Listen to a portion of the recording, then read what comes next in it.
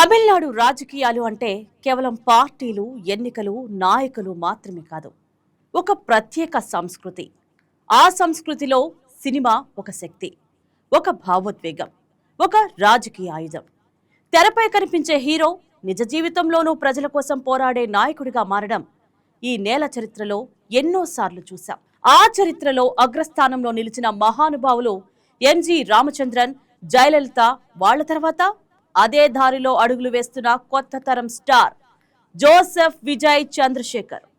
సినిమాలో కోట్లాది అభిమానుల మద్దతు సంపాదించిన విజయ్ ఇప్పుడు అదే ప్రేమను ఓట్లుగా మార్చుకోవడంలో బాగానే సక్సెస్ అయ్యారు. తొలి ఎన్నికల్లోనే అతిపెద్ద పార్టీగా అవతరించి తమిళనాట రాజకీయాలకు, సినీ నటులకు మధ్య ఉన్న సెంటిమెంట్ ను మరోసారి నిరూపించారు.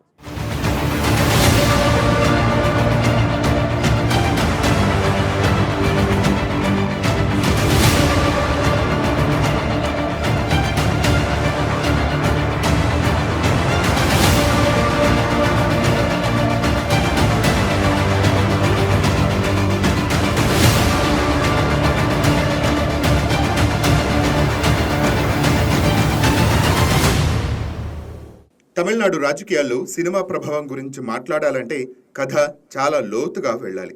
ఇది ఒక్క రోజులో ఏర్పడిన ట్రెండ్ కాదు. ఇది దశాబ్దాలుగా పెరిగిన సంస్కృతి. ఆ సంస్కృతికి పునాది వేసింది రచయితలే. సిఎస్ అన్నాదురై, ఎం కరుణానిధి వంటి మహానుభావులు సినిమాల ద్వారా ప్రజల్లో రాజకీయ చైతన్యం నింపారు. వాళ్ళు రాసిన డైలాగులు కేవలం వినోదం కాదు, ఒక సందేశం. అక్కడి నుంచి సినిమా కేవలం వినోద మాధ్యమం కాకుండా రాజకీయ ప్రచార సాధనగా మారింది.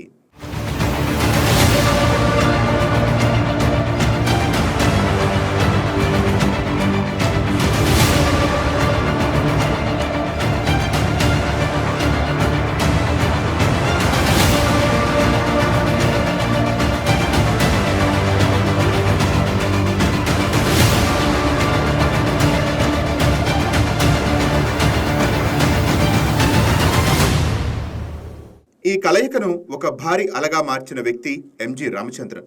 తెరపై పేదల కోసం పోరాడే హీరోగా కనిపించిన ఆయన ఇదే ఇమేజ్తో ప్రజల్లోకి వెళ్లారు. అపారమైన ప్రేమను సంపాదించారు. ఆ ప్రేమను ఓట్లుగా మార్చుకుని ఏఐఏడీఎంకే పార్టీని స్థాపించి ముఖ్యమంత్రిగా సుదీర్ఘకాలం పాలించారు. ఆయన పాలనలో ప్రజలు ఒక నాయకుడిని మాత్రమే కాదు, ఒక రక్షకుడిని చూశారు. ఆ తర్వాత అదే మార్గంలో నడిచింది జయలలిత.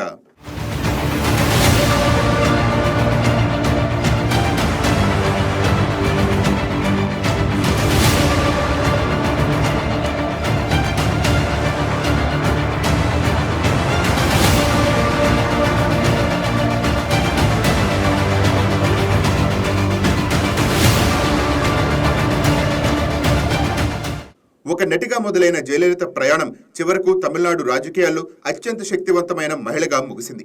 ఎన్నో విమర్శలు, సవాళ్లు ఎదురైనా తన పట్టుదలతో ప్రజల మద్దతు సంపాదించింది. పలుమార్లు ముఖ్యమంత్రిగా బాధ్యతలు నిర్వహించారు. తమిళనాట వరుసగా 2 సార్లు ప్రభుత్వం ఏర్పాటు చేసిన ఘనత కూడా జయలలితదే.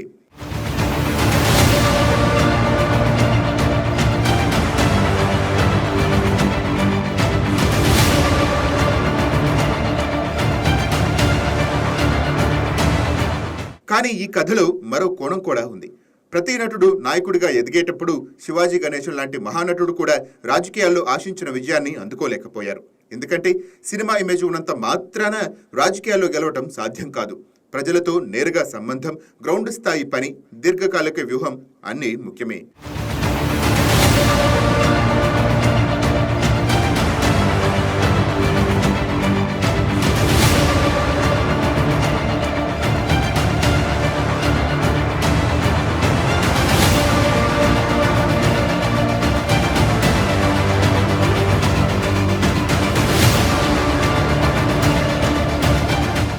ఈ నేపథ్యంలో కొంతవరకు సక్సెస్ అయిన వ్యక్తి విజయకాంత్. తన డిఎండికే పార్టీతో ప్రత్యామ్నాయ రాజకీయ శక్తిగా ఎదిగినా ఆ ప్రభావం ఎక్కువ కాలం నిలవలేదు.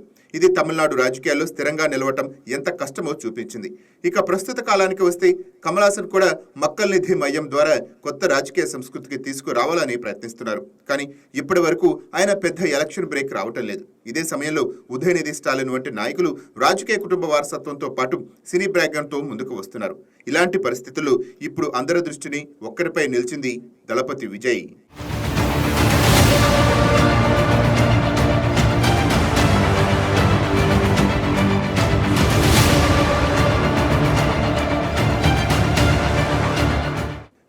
విజయ్ చంద్రశేఖర్. ఈ పేరు తమిళనాడులో ఒక భావోద్వేగం. ఆయన సినిమాలు కేవలం వినోదం కాదు, ఒక మాస్ కనెక్ట్. యువతలో అతనికి ఉన్న ఫాలోయింగ్ అసాధారణం. అదే ఫాలోయింగ్ ను ఇప్పుడు రాజకీయ శక్తిగా మార్చే ప్రయత్నం చేశారు. తమిళగ వెట్రి కరగం పార్టీ స్థాపనతో విజయ్ ఒక స్పష్టమైన సంకేతం ఇచ్చారు. ఇది కేవలం ఎంట్రీ కాదు, ఒక లక్ష్యంతో దూసుకువచ్చిన బాణం. 2026 ఎన్నికలు విజయ్కు ఒక పెద్ద పరీక్షగా మారాయి. ఆయనకు పెద్ద బలమైన ఫ్యాన్ ఫాలోయింగ్ ఉంది. దానికి తగ్గట్టే అభిమానులు ఓటర్లుగా మార్చడంలో విజయం సాధించారు. ఆయన పార్టీ 100కు పైగా సీట్లు సాధించింది. ఇది చిన్న విషయం కాదు. తొలి ఎన్నికల్లోనే ఇంతటి ప్రభావం చూపటం ఒక పెద్ద సెన్సేషన్.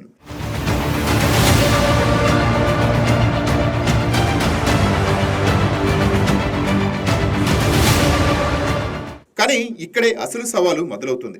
తమిళనాడు అసెంబ్లీలో మెజార్టీ కావాల్సిన మ్యాజిక్ ఫిగర్ దాటకపోతే అధికారంలోకి రావటం కష్టం. అంటే విజయ్ గెలిచినా అధికారం చేపట్టాలంటే ఇది రాజకీయ సమీకరణాలను క్లిష్టంగా మారుస్తుంది. ఇలాంటి పరిస్థితుల్లో 2 మార్గాలు ఉంటాయి. ఒకటి కూటములు, రెండోది బలమైన ప్రతిపక్షంగా నిలబడటం. ఏదైనా సరే విజయ్ రాజకీయంగా కీలక పాత్ర పోషించడం ఖాయం.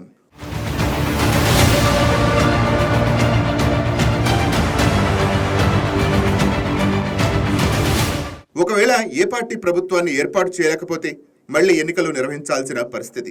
అదే వస్తే ఈసారి విజయ్ పూర్తి మెజారిటీ సాధించే అవకాశాలు ఉన్నాయి. ఎందుకంటే ఇప్పటి వరకు తమిళనాడు రాజకీయాలు ప్రధానంగా డిఎంకే, అన్నా డిఎంకే మధ్య తిరిగాయి. కానీ ఇప్పుడు విజయ్ ఎంట్రీతో ఈ ద్విపాక్షిక పోటీకి ముగింపు పలికే పరిస్థితి కనిపిస్తోంది. యువతలో ఉన్న అసంతృప్తి, కొత్త నాయకత్వం కోసం ఎదురుచూపులు, ఇవన్నీ విజయ్కు బలంగా మారుతున్నాయి. కానీ అదే సమయంలో రాజకీయ అనుభవం లేకపోవటం, గ్రౌండ్ లెవెల్లో నెట్వర్క్ పరిమితంగా ఉండటం ఇవి సవాళ్లుగా మారుతున్నాయి. ఇదే తమిళ రాజకీయాల్లో ఒక మార్పు దశ. ఒకవైపు అనుభవం ఉన్న పాత పార్టీలు, మరోవైపు కొత్త ఆశలతో వచ్చిన స్టార్. ఈ పోటీ తమిళనాడు రాజకీయాలను మరో అధ్యాయంలోకి తీసుకువెళుతోంది.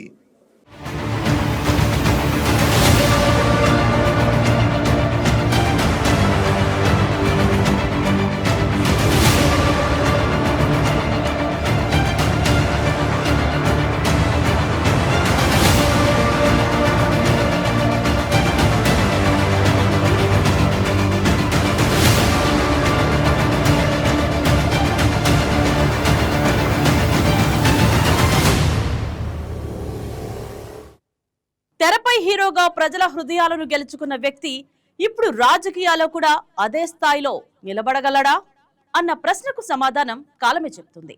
ఎంజీఆర్, జయలలిత లాంటి మహానేతలు వేసిన బాటలో ఇప్పుడు విజయ్ నడుస్తున్నారు. 100కు పైగా సీట్లు సాధించినా మెజార్టీ రాకపోతే ఆయనకు ఎదురయ్యే సవాళ్లు తక్కువ కావు. కానీ ఒక విషయం మాత్రం ఖాయం. దళపతి విజయ్ ఎంట్రీతో తమిళనాడు రాజకీయాల్లో కొత్త అధ్యాయం మొదలైంది. ఇది కేవలం ఒక ఎన్నిక కాదు, ఒక మార్పు సంకేతం.